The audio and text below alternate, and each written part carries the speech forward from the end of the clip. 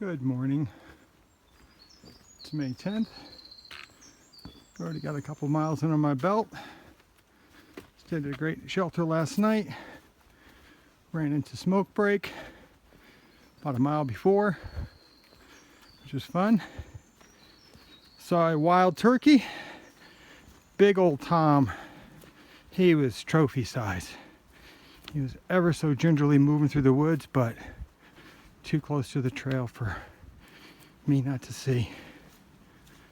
Saw a deer the day before, small doe, which was also neat to see, starting to see some of the larger animals. Haven't seen a boar, but apparently they're out here. Got a 2.9 mile hike up to Klingman's Dome, which is the highest point on the Appalachian Trail. So, yeah, a little uphill, you can hear it.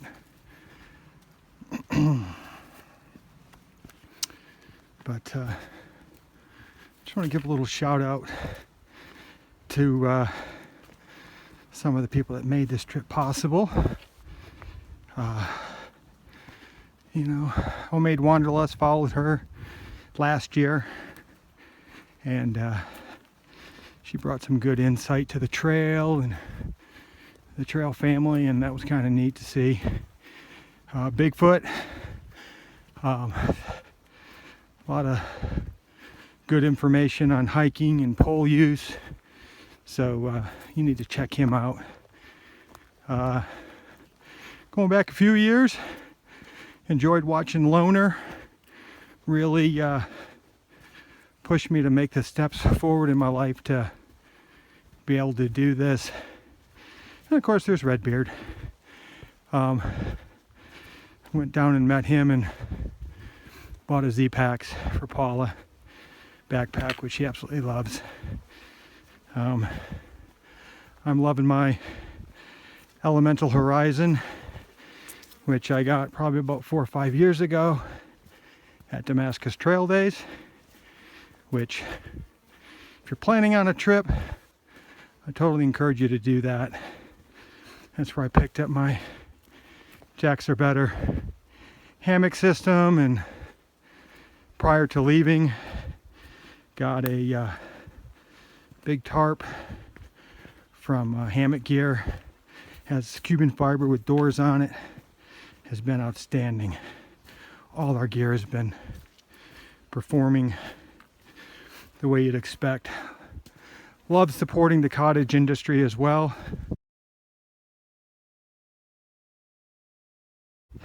That have hiked the trail and realized what the community needs and has done well. I got a little 1 ounce, less than 1 ounce stove off of eBay. Can't remember the name, but it's a little titanium stove. That's been working great. And prior to leaving, was really trying to figure out what I wanted as far as rain gear, rain jacket, rain pants. Well, I ended up going with anti-gravity gear rain skirt to cover that rain kilt. I even think they call it a rain kilt, but that's been working good as well. For my rain cover, I met a gentleman at that trail days several years ago, and ended up getting a Paca, which is, and I went with the real lightweight material. Been very pleased with that as far as its ventilation and how I've been able to use it on rainy days and windy days. And it's got pit zips, and I kind of love just leaving that zipper open and the breeze just flowing through on the light rains. But it's a combination pack cover and rain poncho. So that was real good. I know at some point we'll do some sort of gear review and show you more in detail of what we're using, but the gut hook guide, oh my gosh, that has been fantastic. I got the AWOL electronic edition, which has been really supportive for planning and towns, but the gut hook as far as trail features and upcoming water supplies, it's been really good. And oh my god, one of the guys I watched extensively as far as on hammocking, chatted with him a few times online, but that would be Shug. Master speaker, great sense of humor, certainly knows his hammock gear. Spring, summer, winter, fun character, and thanks Shug. Thanks everybody really for all that you've done, and a couple of long time overdue thanks. That would be to way back in Boy Scouts, back when I was 14, Hamlin, New York, Boy Scout Troop 423, Larry Rosati and Bob Dexter. Man, those guys took us camping and hiking, and you know, we were up in the Adirondacks mountain, and I think that's when I first found out about this long trail. And I don't know, about 40 years later, I'm doing it. So you know, it's all good. All these people that have an impact on your life, you know, thanks to everybody for their help and support of making this experience happen. So I think that's it. I'm on the uphill and downhill stretches before Clingman's, so I felt it was a good time to just throw a video out. I will tell you, the worst part of the Smokies has not been the trails. It's been having to sleep in those shelters and not having a ground pad. I got a little 1/2-inch folding pad, which, boy, am I thankful I have it, but I wake up 12, 13 times a night with sore spots on the hips and the back, and you know, the body just wakes up and says, you need to move. So I move. So I've heard rumor that the shelters from Clingman's Dome north are going to be full, which is good news for me, which means I'm forced to, jokingly say forced, willingly have to remove myself from the shelter. Being a through hiker, section hikers get first dibs on the shelters, and I think they are actually, you reserve them. So that's part of their privilege, and our privilege is I have to go find a place to hang. And our jacks are better hammocks, although a little heavy for this type of an adventure. I think our whole sleep system with quilts and stakes and poles and everything is about 7 pounds each.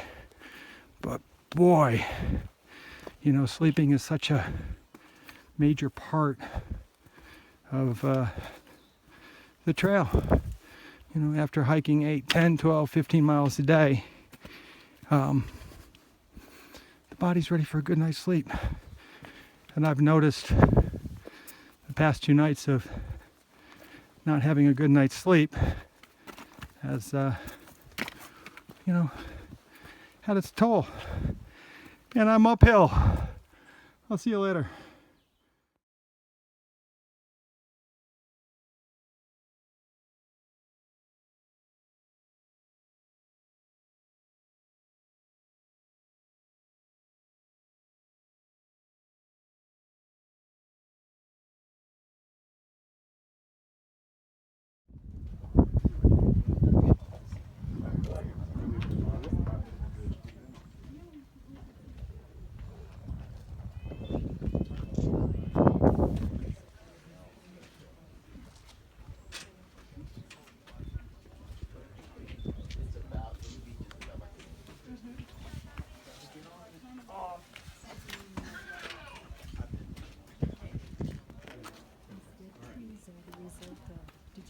Montana Lake out there. Nettahaler's out there.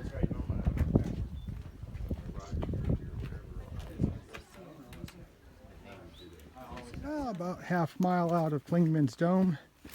It's really the first time I've been in and around a lot of people. High school tours and, you know, people that were never even heard of the Appalachian Trail. So, got a little trail magic. A couple of bananas and an apple. Tasted so yummy. Smoke break and I had a couple of cups of coffee and kind of just kicked it back. Made the decision that I have enough food, and just going to the Mount Collins shelter. So basically it's going to be an 8-mile day today, 8-mile day tomorrow, and kind of take it easy for a little bit.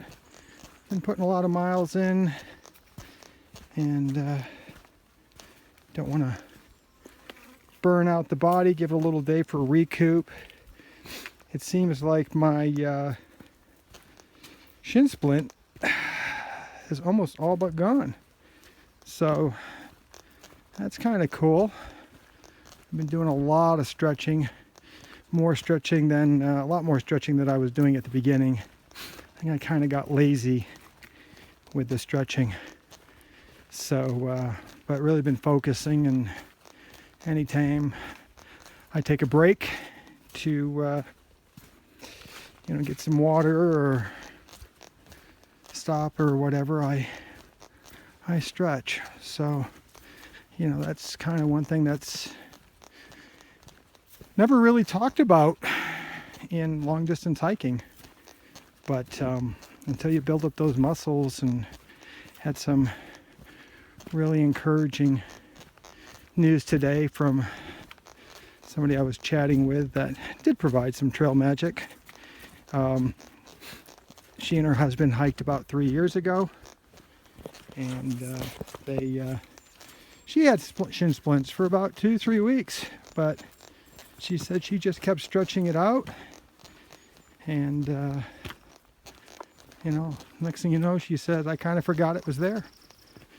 And so that was kind of neat. And she said, yeah, the muscles, they reheal, and the tendons, and so it's just a strength thing. It's kind of a warning sign from your body that maybe you pushed a little too hard, and a little kickback. So anyways, yeah, it was just kind of really weird just noticing all the screaming and yelling of the kids and loud talking. Just kind of hit a spot, after being out here in the peace and quiet. So I'm assuming as the days go on, I'll notice more and more of that.